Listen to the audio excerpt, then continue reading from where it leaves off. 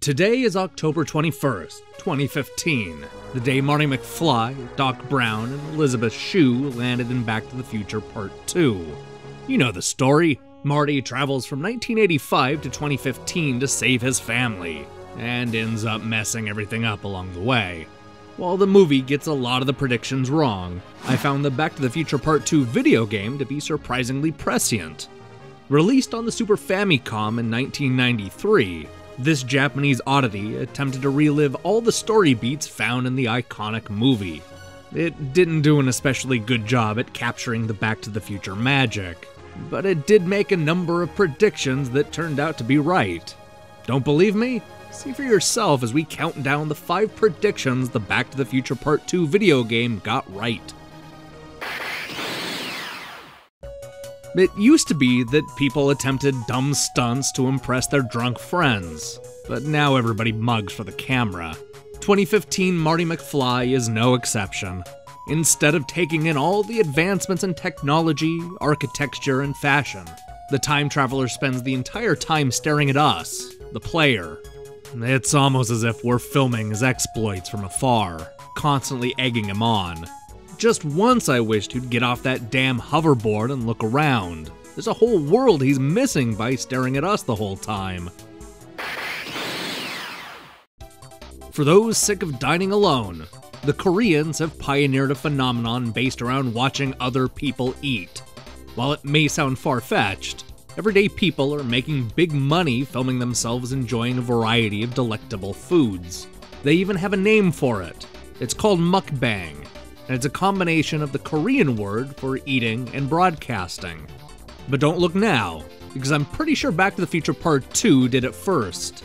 During your initial fight with Griff, the restaurant screens are all set to an image of other people.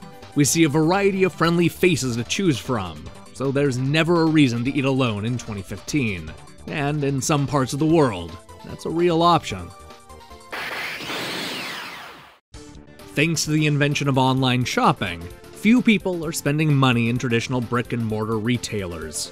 With big box stores feeling the pinch, this has resulted in buildings sitting empty for years on end. This also appears to be the case in Back to the Future Part 2's version of 2015.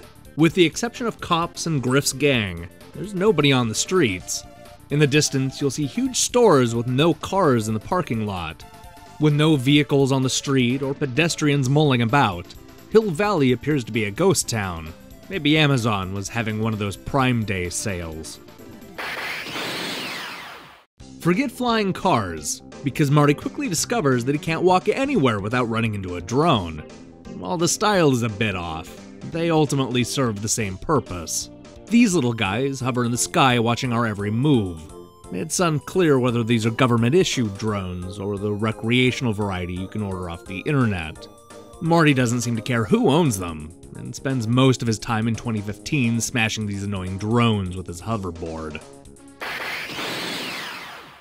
After arriving in the far-flung future of 2015, one of the first things Marty does is steal a hoverboard.